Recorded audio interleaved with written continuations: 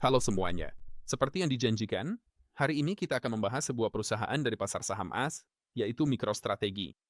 Perusahaan ini adalah salah satu pemegang Bitcoin terbesar di dunia. Menurut Reuters, hingga Januari 2026, perusahaan ini memiliki sekitar 709.000 Bitcoin, dan muncul pertanyaan, mengapa membeli saham perusahaan ini? Padahal, Anda bisa saja langsung membeli Bitcoin. Namun, ternyata tidak sesederhana itu. Di satu sisi, di beberapa negara, orang-orang terbiasa membeli saham di pasar saham dan entah tidak tahu caranya atau memang tidak memiliki kesempatan untuk membeli mata uang kripto karena adanya pembatasan pemerintah tertentu, sehingga mereka memilih membeli saham sebagai gantinya. Kedua, mikrostrategi itu seperti Bitcoin dengan efek steroid. Artinya, pada waktu-waktu tertentu, nilainya bisa naik lebih cepat daripada Bitcoin, dan di waktu lain, nilainya juga bisa turun lebih cepat daripada Bitcoin. Dengan kata lain, Anda bisa mendapatkan premi saat harga naik, atau mendapatkan diskon saat harga turun.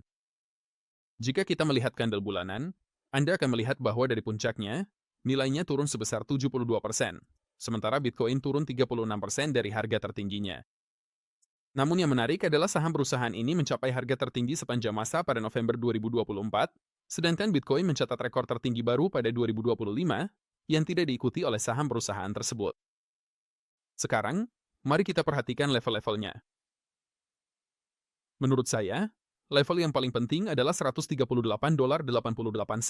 Ini adalah level di mana saham mulai mengalami penurunan besar-besaran, dan setelah menembusnya, saham tersebut mencatat rekor tertinggi baru. Jika kita melihat lebih dekat, kita akan melihat bahwa level ini belum tercapai, tetapi kita sudah sangat mendekatinya. Ini berarti level tersebut bertindak seperti magnet, dan ada kemungkinan besar saham akan mencapai level $138.88. Poin kedua, level $170.33 penting karena selama berbulan-bulan, saham terus menyentuh level itu dan tidak bisa menembus ke atas. Namun ketika level itu berhasil ditembus, saham mencatat rekor tertinggi baru. Dan apa yang kita lihat sekarang? Sekarang, level ini telah ditembus. Ini terjadi pada bulan Desember, dan kandel bulan Januari mencoba menembus level ini, tetapi masih tetap di bawah, dengan risiko turun ke sekitar $139. Prediksi atau ekspektasi seperti apa yang bisa kita buat hanya berdasarkan grafik ini? Dengan kemungkinan besar, kita akan melihat nilai 138,88. Rata-rata pergerakan 50 bulan juga melewati level tersebut. Namun jika kita menembus level ini, maka target berikutnya adalah area rata-rata pergerakan 100 bulan dan area support, yang dulunya merupakan resistance, yaitu $75. Perlu juga dicatat bahwa di sini kita memiliki divergensi yang sangat jelas, dan divergensi seringkali terjadi dengan harga turun ke area 50 pada RSI atau ke area 30 pada RSI. Level 50 telah ditembus, $139 bertindak sebagai magnet, dan ada kemungkinan untuk melihat nilai 30 pada RSI di kandel bulanan. Pada kandel mingguan, perusahaan diperdagangkan secara sideways selama bertahun-tahun. Ini berlangsung dari sekitar Maret 2011 hingga Oktober 2020. Saya tidak tahu alasan sebenarnya untuk hal ini, tetapi kemungkinan besar, sangat sedikit orang yang mengetahui tentang perusahaan ini. Dan ketika media massa mulai secara aktif membicarakan perusahaan yang bertaruh pada investasi di Bitcoin, hal itu menimbulkan resonansi yang luas dan memicu minat terhadap perusahaan tersebut. Perusahaan mendapatkan lebih banyak investor, lebih banyak kreditur, dan lebih banyak uang untuk membeli Bitcoin lebih banyak lagi. Dan setelah itu, segalanya benar-benar memanas. Perusahaan mulai naik turun dengan volatilitas yang sangat tinggi. Sekarang, mari kita lihat grafiknya lebih dekat. Apa yang kita lihat di sini?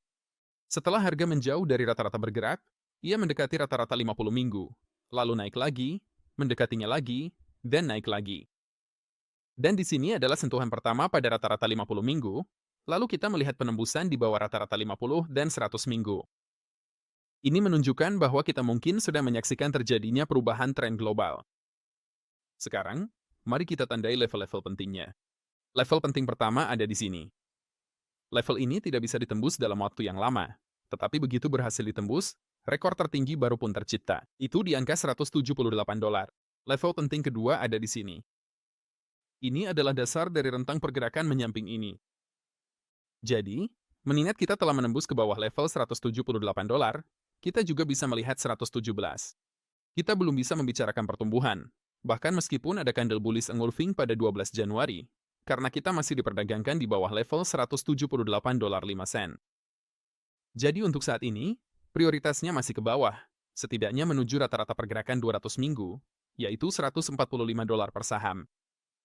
Namun jika kita melihat candle mingguan ditutup di atas level $178.05, maka ada kemungkinan saham ini naik ke area rata-rata pergerakan 100 minggu, yaitu $255, dan rata-rata pergerakan 50 minggu, yang berada di sekitar $300. Dan kondisi oversold yang cukup kuat pada RSI, pada prinsipnya, menunjukkan bahwa skenario seperti itu mungkin terjadi. Namun saya tidak akan mengambil risiko membeli di sini dan sekarang, terutama mengingat situasi yang telah kita bahas dalam ulasan Bitcoin sebelumnya. Pada candle harian, kita bisa melihat bahwa pertumbuhan saham ini disertai dengan penurunan berkala, kadang-kadang hingga ke rata-rata pergerakan 200 hari, lalu ke 100 hari, kemudian kembali ke 200 hari, dan sekali lagi ke rata-rata pergerakan 200 hari.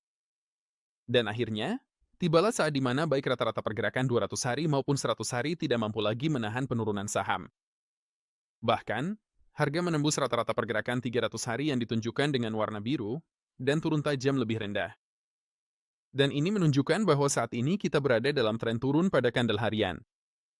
Dan fakta bahwa untuk pertama kalinya dalam waktu yang lama, level rata-rata pergerakan 50 hari diuji hanya berarti bahwa belum ada pembicaraan tentang pertumbuhan, karena pergerakan justru turun dari level ini, dan bisa saja berlanjut.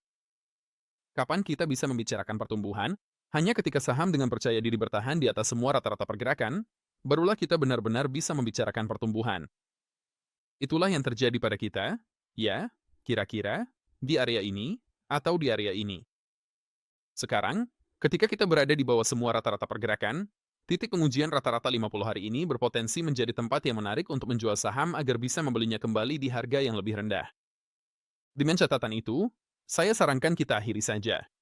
Saya tidak akan merekomendasikan melakukan pembelian apapun di sini dan sekarang, karena saham sedang dalam tren menurun. Jangan lupa subscribe channel ini. Ulasan berikutnya akan membahas tentang pasar kripto. Sampai jumpa.